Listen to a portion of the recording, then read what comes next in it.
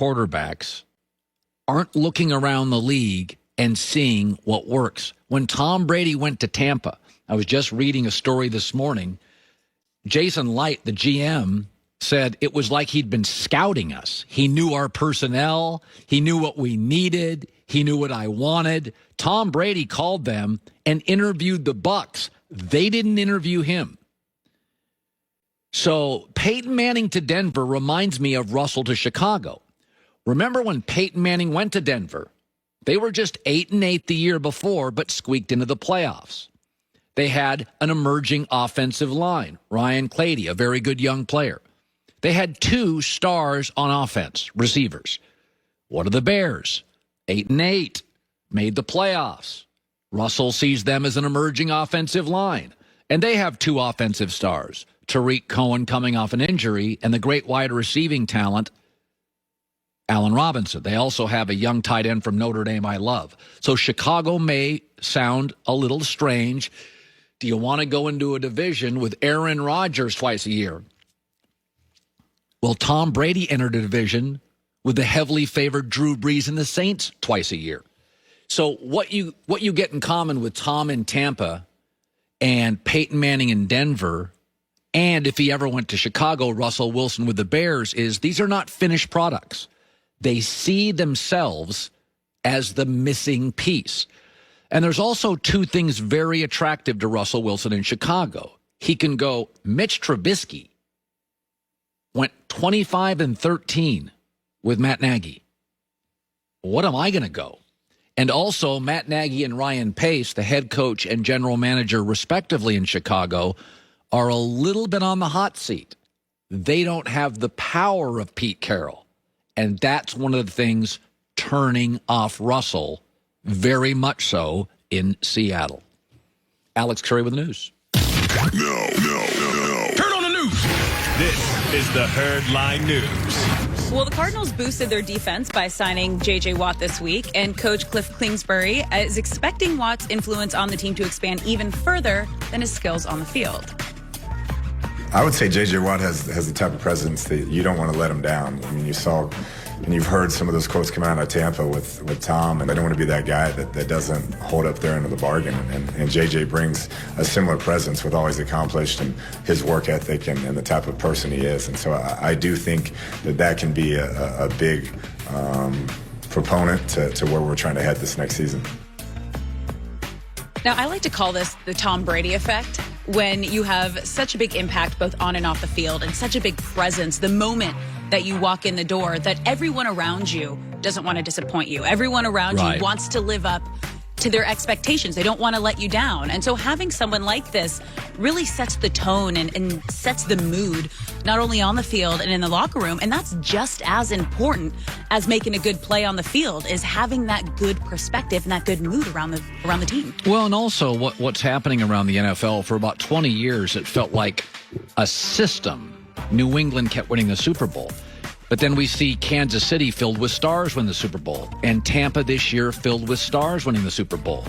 And you have all these aggressive young general managers, and they know building the duplicate system to New England is virtually impossible without Belichick. Yeah. So we go back to what won Super Bowls for most of my life. Pittsburgh had like 6 Hall of Fame players. 49ers, Hall of Fame players.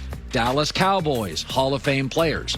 We forget that New England made us think that, you can just run a system and win narrowly. But what the NFL is like the NBA, in that you generally need 6 or 7.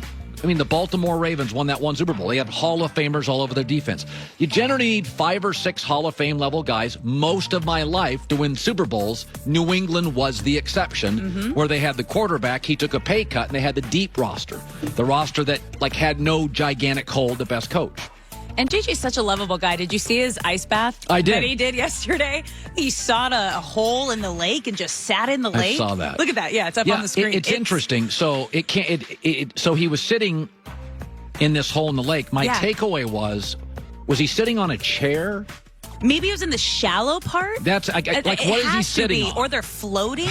Oh, feet. God. That just, oh, man. You could not pay me to do that. I do like the hot cold, like when you get in like a hot tub, hot shower. It's supposed to be good for recovery, but this, yeah, makes me cold just looking at it. Moving on to Deshaun Watson has made it clear he no longer wants to play in Houston, but with the Texans remaining committed to him, this could get messy very quickly. And Jalen Ramsey, who shares an agent with Deshaun, doesn't expect him back to back down anytime soon. And Ramsey said, I highly doubt he will suit up in a Texans uniform again. He's extremely serious.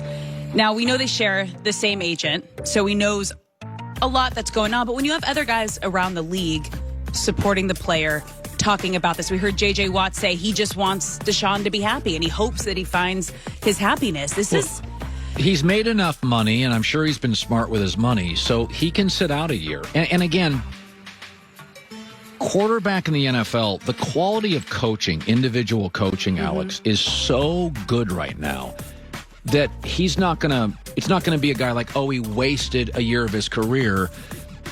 For him, because he's been banged up a little bit, he'll be the healthiest he's ever been. If he had to sit out a year, he would still be the number one free agent on the market. So he's made a lot of money. Houston's not one of the more expensive places. No state tax in Texas. I'm sure he's got plenty of money. I'll tell you, it's a rare instance where if I was Deshaun Watson, I wouldn't come back. I think the organization now is a mess. Yeah. I think they have a one-and-done coach. I don't think they have good personnel. I can't think of another instance where I supported a star NFL player sitting out and demanding a trade. This is it for me. I mean, how do you, when he's been so vocal and so strong and saying, I never want to wear this uniform again. I don't want to come back.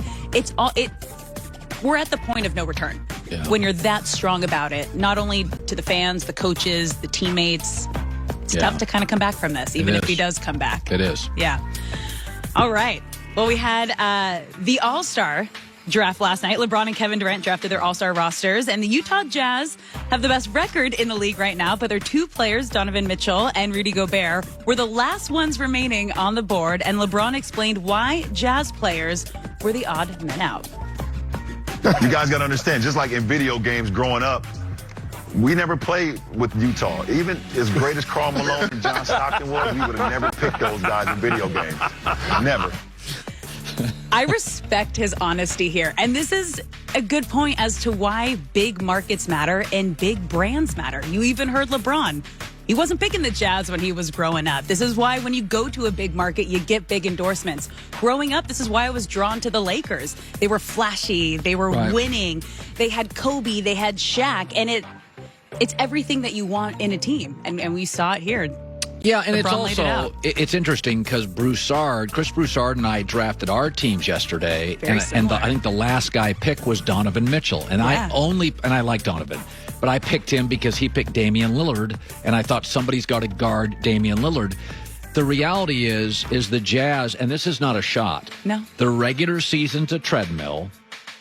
The postseason's an obstacle course, and Utah is very well built for the regular season, but they do not have an elite wing defender who could beat LeBron James 4 times. So they have a hole, which, by the way, you don't play LeBron back to back in the playoffs. So Utah is your classic, really a great regular season team, but they've got nobody considers them an NBA championship team because they have a hole in their team, which you can't unveil, mostly because nobody else has LeBron. It reminds me years ago, the Steve Nash Phoenix Suns. They were a great team, but they really couldn't defend the post. And so in the regular season, Steve Nash comes into town, they're shooting threes, they play 100 miles an hour, and it's just hard to game plan for them. But when you watch them over and over and over and over and can play them night after night after night in a series, you can see how poor they were stopping interior scoring, and that's what San Antonio did against them. So I just think it's one of those things where Utah is a really good team. Yeah. They are absolutely capable of winning a couple playoff series, but they don't have a wing defender. Joe Ingles is not going to stop LeBron. They're going to play LeBron, and he will just do whatever he wants in 5 or 6 games, and they won't stop. He'll totally control the series. The way he explained it wasn't necessarily the players. It was he never really even picked the team growing up in the video games. It just he wasn't drawn to the Utah Jazz. Yeah. Alex for the news.